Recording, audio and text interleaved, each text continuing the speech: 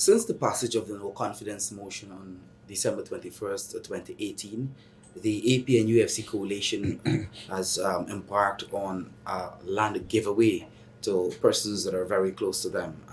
Hundreds of thousands of acres of lands were transferred, state lands rather, were transferred to friends and family and cronies of the coalition. I have with me in studio here today two former members of parliament, Nigel Dharamlall and Joseph Hamilton. Gentlemen, welcome to the program. Thank you, Eddie, for having us here. Good day. Let us examine what has been happening. I mean, apart from the spending spree that the coalition would have embarked on, the issue of land grabbing seems to have intensified following the no confidence motion just over a year or so ago. Joe, I know this is an issue you have been speaking about quite often, so I'm going to give you the lead here because I think it is something that has to be put into context with regards to what has been happening over the past 13 months or so. Eddie, thank you very much again. The thing is, we will get into all the different areas, but you know that we spoke about lands and surveys, giving away lands. You know, we spoke about Jordan giving away lands, and we'll deal with all the details in a moment. But whilst all of that is happening, information has just reached us that land giveaways also is happening at the Forestry Commission. And we'll get into the details of that in a moment.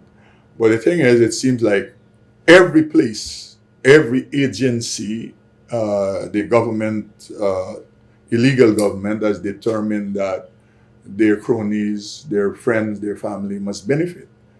And we will try to show the public how the ordinary people are being taken advantage on and shortchanged, because we will attempt also to quantify the land given that it has been given away, how it could have benefited thousands of Guyanese. And that is the reason why we today will speak to this matter and deal specifically with the issues of the land giveaway, and to try to inform the public some more about what has been happening in other agencies that we did not before spoke about. Nigel, you've been traveling, especially on the Essequibo coast and the hinterland regions, and I think the issue of access to lands, whether for farming, for housing, for whatever reason, has been an issue that has been coming up ever so often from residents and citizens of this country in almost every possible area you travel. Your opening comments. Yeah, and thank you to our viewers for tuning in to us as well. The issue of land since the passage of the no confidence motion, and since this current regime came into office in May of 2015, is one that leaves much to be desired, to the extent, in addition to what my colleague Joe Hamilton just said, that we have seen Amerindians, for example, they require lands.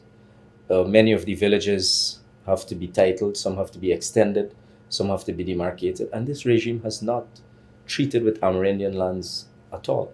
We've also found that the whole issue of building capacity in the mining sector, that and we have spoken about this before, that this regime has not treated with small miners, medium scale miners, or even large miners in a way that will regenerate the industry and in a way that will create greater employment, greater investment.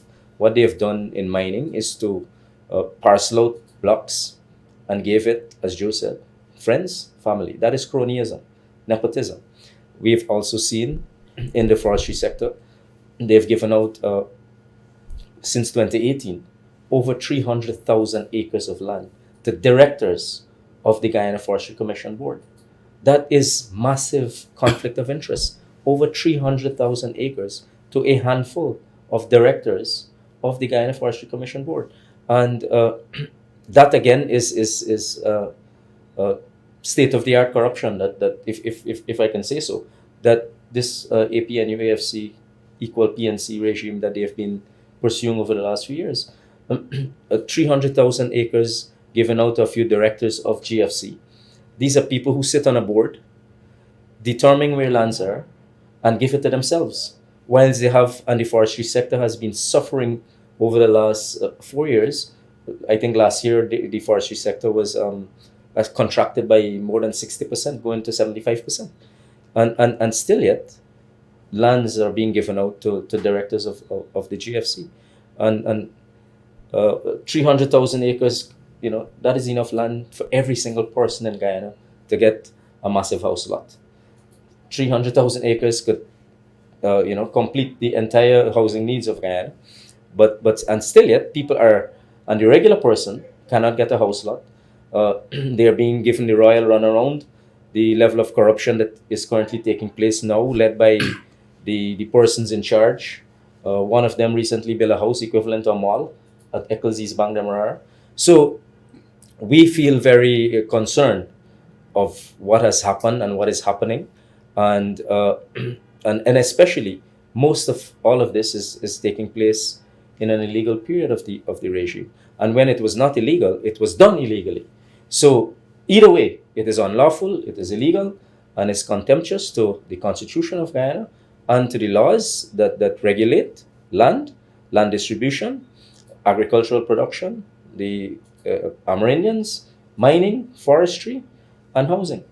And all of this is being done in the context of, I know about the concerns of the loggers, for example, in Region 10, would have spoken about the fact that they're just given 30 tax. Exactly. And it's also being done in the context of farmers in the MMA, ADA area, lands being taken away from them. The thing is, if we look at forestry, for instance, Eddie, you have a situation where when the PPP left office, you had over 200 community forest organizations that had access to land, and people were able to feed their families. Most of them in the Aichuni, Kokwani area, in Region 10, some people in Region 6, some people in the other regions. Nigel he has more affinity to this matter, so you would know the 1, 7, 8, and 9, because I'm sure they have people, community organizations. We are told that now less than 25 of those 200 and odd community forestry organizations are active, are still involved in the activity. We are told by the foresters that when the PPP left office, they used to get nearly 300 tags a year, that allowed them to go cut down a tree to get log so that they can sell to feed their family. We are told in the last year, the whole year, only 35 they have received from 300. So no way a community can feed themselves if you move from 300 rather, to 35. And whilst all of that is happening, you have Ms. Joycelyn Dow, who I think is still the chairman of the chairperson of the GFC, who always brings herself over to be very prim and proper and very much, moral, and so those type of people. She is superintending over a organization that is unable to pay their staff. That has burnt up. We left something about $8 billion there. Now it's broke. The place is broke. And whilst all of that is happening, you have these, as Nigel said, you have the directors on the board who are giving themselves land. So the people, the forest organization, local forest organization, cannot get access to their land, cannot get access to tag. They are unable to feed their family. And you have, in one case, one director, one Mr. Dionor Ryan Ramseru. He, in the period between 2018 and this period, he has received from himself 120,000 acres of land in 3 parcels. One in 92,700 parcel, one 13,000, and one 18,000. So 120,000 acres of land. This one director, who I'm told is very close to Ramjatan and the AFC, You know, so whether they are APNU, PNC, AFC, the WPA, because Dow is the WPA, all of them are in this corrupt activities. So nobody is spared the illegality and the corrupt activities more so that are happening as regards transferring state lands. And now, as we are saying, the fact is we were paying attention to agricultural land, mining lands, waterfront lands, and now information we have, the same thing is happening in the forestry sector. So this one man, he has gotten in between 2 years, less than 2 years, 120,000 acres of forestry concession given to himself. Because when he took it, he was a director who is involved in giving himself the land. And you also have, I think, one of the employees of the Ministry of Indigenous Peoples Affairs, Marvin Williams, who is also a director, and who we know has been a stumbling block or an obstacle to Amerindian people receiving proper benefits from the government. He also gave himself nearly 10,000 acres of land. So then we have the classic case of the MMA, two past chairpersons. Well, the current chair, 10,600 plus acres. The past chair, 2,000 plus acres. Then we have the giveaway at Wales, where a company was formed a week before and allocated hundreds of acres of land. But the thing about it is, land is heavy collateral. And for a small person, someone without a house lot, someone who wants to start a family, someone who is now building their family, they require a piece of land to build a home, maybe to get a garden, to get a farm, irrespective. Land for poor people is important, and this government has refused to treat with poor people by, one, giving them any sort of land, whether it is a house lot, whether it is an agricultural plot, whether it is a forest concession, whether it is a mining concession, whether it is for economic development or infrastructural development. This government has refused. One of the Granger's advisors, Eric Phillips, also has 2,000 plus acres of land, which is equivalent in two different areas, which is equivalent to 20,000 house lots. And so this government has no care. As a matter of fact, they don't have a housing policy, so naturally you will find that they have no concern for people who really require land. And the level of corruption is massive. And we intend to investigate this further, and I think we would have to treat with it and deal with it very kindly. I think you're talking, Nigel, you mentioned, or Joe, I think, mentioned it's somewhere around 300,000 or even above in terms of lands. If you were to look at maybe individual, let's say loggers who want to get in and you give them an acre, or farmers, let's say on the highway, because you have a lot of persons, I understand, under the coalition, very close to the coalition, would have received large tracts of Christopher land. Jones, for example, has probably never planted a tomato in his life, and he has agricultural lands on the highway. Also has land in Aubrey Barker that he took away from poor people. That they took away from poor people. Jordan parceled out a lot of Nissa lands and gave it away to including his neighbor. So, I mean, we have to, the Guyanese people need to stand firm against this regime in terms of how they have treated with them, and how they have basically parceled out and given away the national patrimony of this country without any due regard. But let us talk a little about the agriculture lands that are being given away, because I've seen a number of reports in the newspapers where farmers, especially in the Region 5 area, were forced to challenge through the courts, the MMA, ADA, and others, for lands that they would have been occupying for a long time that were taken away. Let us talk a little bit there, because I think it's thousands of acres again that are transferred to persons that could have gone to small farmers, maybe 2-3 acres per person, and could have made a difference in their life. The issue is there, Eddie, there in the MMA ADA area. You have two directors who, at the time of them being directors, so one was able to get 200,000 acres of land, gave to himself. And then the other one, he was able to get over 10,000 acres that he Originally, it was forestry, according to his account. It was forestry concession, and he got himself, because being a director on the board, to transfer that forestry concession to agricultural concession. So you see what is happening there.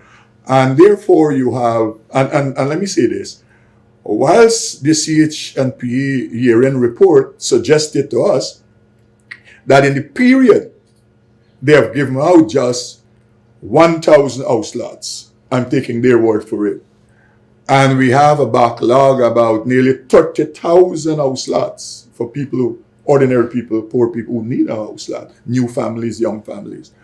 You have a situation where, and of course, if you go into the agricultural area, the forestry area, you would have also hundreds of people who have applications out there for lands. They're unable to get the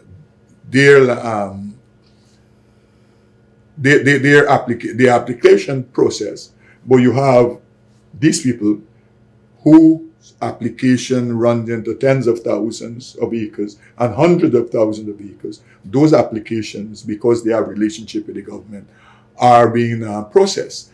In the case of lands and surveys, and even I think the MMA, all of these come under the watch of David Granger. He is the sole government functionary responsible for state lands. So these lands that are given away to cronies are given away via David Granger. And I mean, the Nigel mentioned, I mentioned one, he mentioned another director of the GFC, if I can get back to that. You have Marvin Williams, he got 5,000 acres. You have Rafiq Khan, he got 7,300 acres. You have another director, Bowen, 5,000 acres. You have another director, Davidson, 8,000 acres.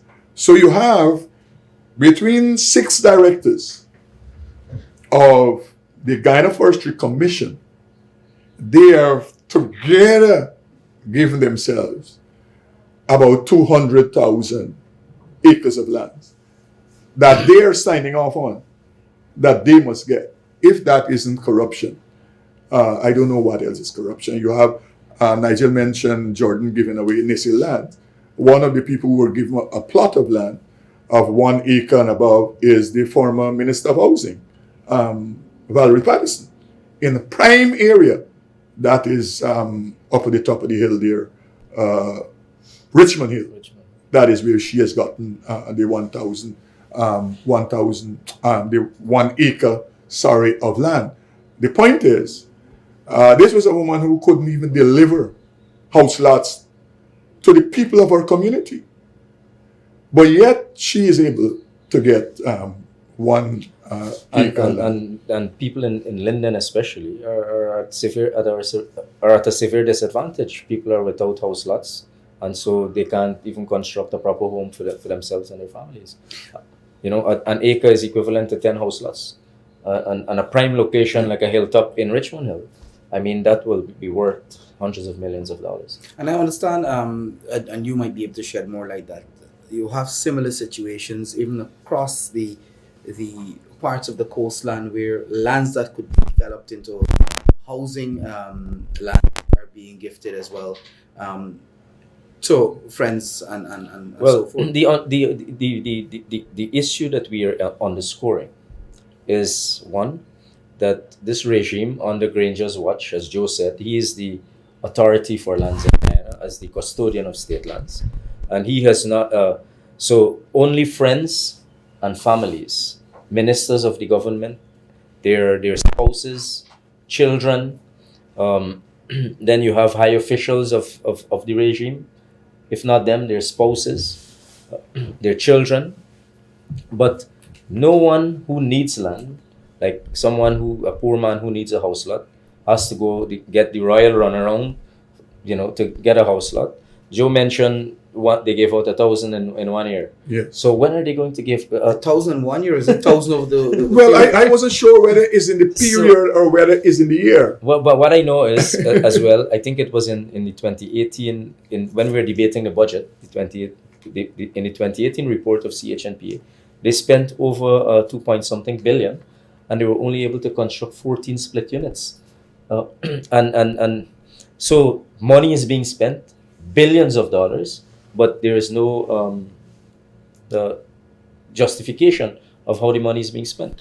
We have in SUQL, for example, one former PNC MP got I think over 12,000 acres, whilst poor Amerindian people in the Pomeroon cannot get access to any of the state land, whilst poor farmers in the Pomeroon cannot get access to state land so they could create a livelihood for themselves and for their families. And so what has happened here is I think very shocking, and the Guyanese people need to understand what is before them, and that is why we are exposing all of this, because this is information that is actually coming to us almost every day. People are coming and giving us information of what is taking place with the in this regime, especially as it relates to corruption. Not corruption just by getting kickbacks alone, but by cronyism, also by nepotism. Those are also major forms of corruption, and you will find that by March 2nd, the entire country probably Granger has split up and given away to his friends and family.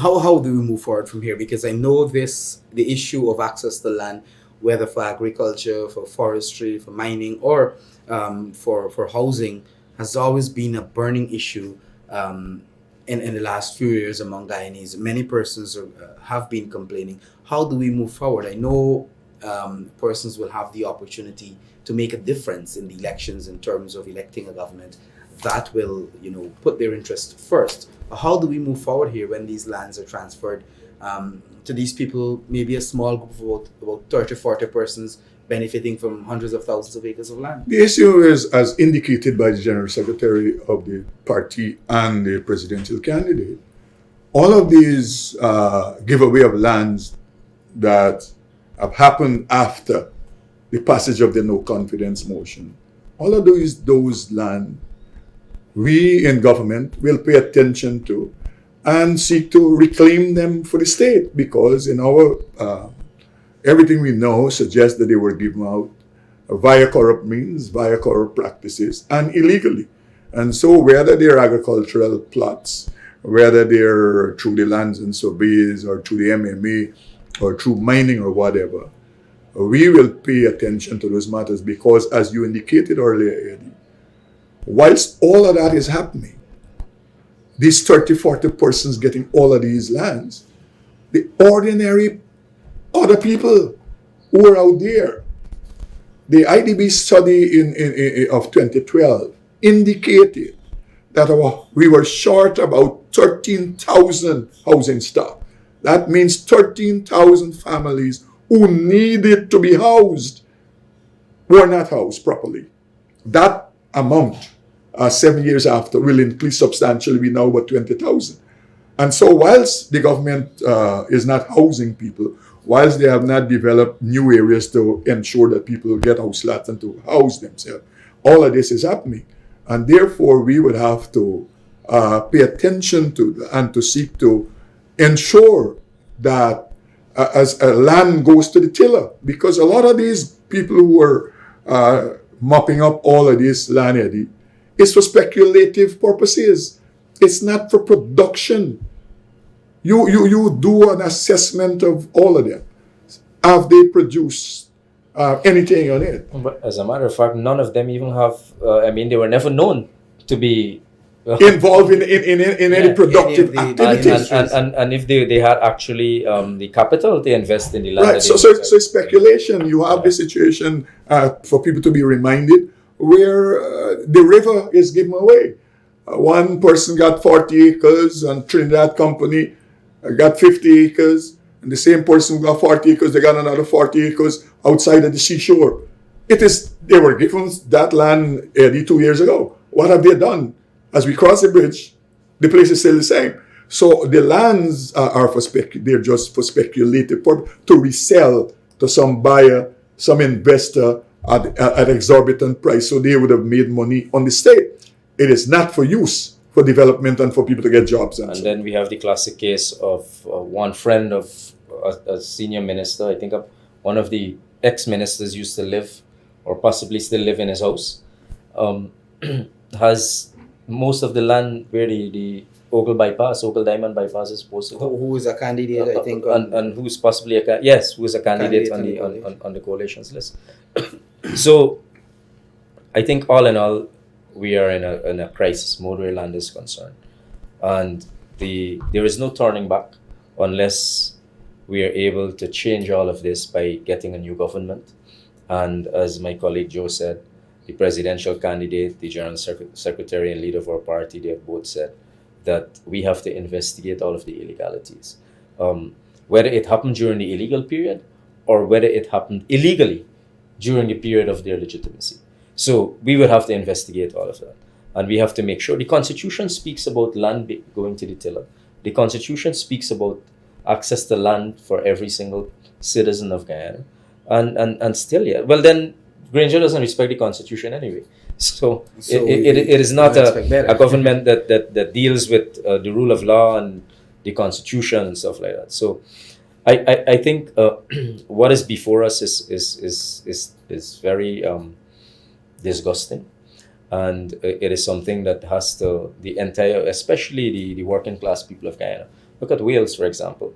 They have parceled out, distributed all of the lands, but the sugar workers have no access to it. So, they could have, even if they had so much care for workers and poor people, then they could have given them access so they could have been productive as well. So I think in how many days? 30-something days left. Yeah, so, yes. Right? We have 35 days left. So I think immediately after we are going to address this matter. So, Joe, Nigel, I want to thank you very much for being here today. As in a nutshell, what you just heard, the two former members of parliament and current candidates on the PPC list explaining is a situation where you have a small number of persons who are very close to the APNU+AFC benefiting from hundreds of thousands of acres of land, while the poor people, the average man who need those lands even more, probably for business purposes, to do some farming, to do some mining, logging, or to even build a house, or to even plant a kitchen garden, are not getting access to lands. So in my view there, Nigel and Joe, it demonstrates how disconnected and how lack thereof of any interest of the people really you're seeing coming from the coalition led by no other than the president. So, gentlemen, again, I want to thank you for being here, and we want to thank you for joining us for this program. We're going to continue to keep you updated and to inform you of everything that is happening, especially during this period as we head up to the elections. And of course, you have to look forward after the elections when you vote on March 2nd for the PPC for actions to be taken to ensure that Guyanese benefit, whether from land or from the wealth generally of our country. Thanks again.